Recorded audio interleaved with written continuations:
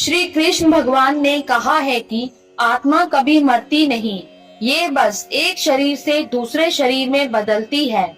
इसलिए आप अपने पूर्वजों को जब भी कुछ अर्पित करते हो तो वो उन्हें मिलता है। दानवीर कर्ण, जिनके नाम के आगे ही दानवीर था, उन्होंने पूरी उम्र बहुत दान दिया। जो भी उनसे कुछ मांगता वो उसे जरूर मिलता। कर्ण जब परलोक गए तो वहाँ उन्हें वो कुछ दोगुना दिया गया जो कि उन्होंने दान दिया था, लेकिन वो सब हीरे जवाहरात और सोना चांदी थे। कर्ण को खाने को कुछ नहीं मिला क्योंकि उन्होंने कभी भोजन दान नहीं किया था। कर्ण भूख से व्याकुल हो गए। अंत में यमराज जी की विनती करके धरती पर जाकर फिर से दान करने की आज्ञा मांगी। यमराज ने कर्ण को 14 दिनों का वक्त दिया। कर्ण ने धरती पर आकर जमकर भोजन दान किया और श्राद्ध किया। जब कर्ण परलोक वापस आया तो उसके पास खाना पहुंच चुका था। इसलिए हिंदुओं में भोजन दान करना बहुत शुभ माना गया है। श्राद्धों के दौरान तो गरीबों को भोजन खिलाना ही चाहिए। इसके जरिए हमारे पूर्वजों को सीधे ये पहुंच जाता है।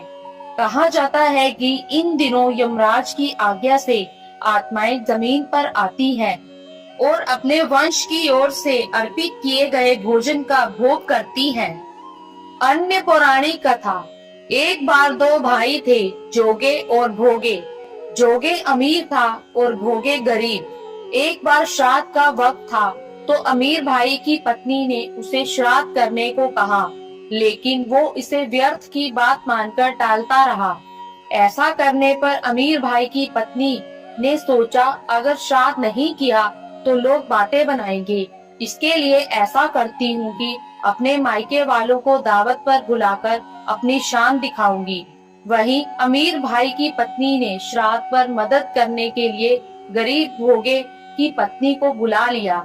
श्राद्ध का दिन आया तो भोगे की पत्नी पूरा दिन काम पर लगी रही।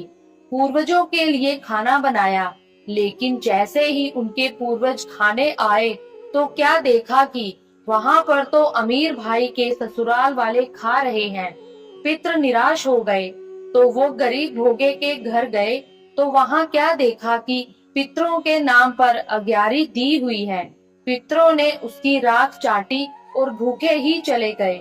सबने आपस में बात की और कहा कि अगर भोगे अमीर होता तो उन्हें भूखा नहीं रहना पड़ता। पितरों को उस पर दया आई और उन्होंने कहा कि भोगे के घर धन आ जाए। शाम हो गई। गरीब भोगे के बच्चे खाना मांगने लगे, लेकिन उनके घर में कुछ नहीं था। भोगे की पत्नी ने बच्चों को टालने के लिए झूठ ही कह दिया कि बाहर होदी के नीचे खाने को रखा है, जाके खा लो। बच्चे जब वहां गए तो देखा कि होदी मोहरों से भरी हुई है।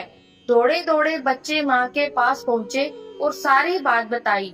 भोगे भी अब धनी हो गया। अगले साल जब पितृ पक्ष आया तो उसने अच्छे से श्राद्ध मनाया, 56 तरह के भोग लगाए और ब्राह्मणों को भी भोजन कराया। इससे पितृ बहुत खुश हुए और भोगे का धन और कुल हमेशा बढ़ता ही गया।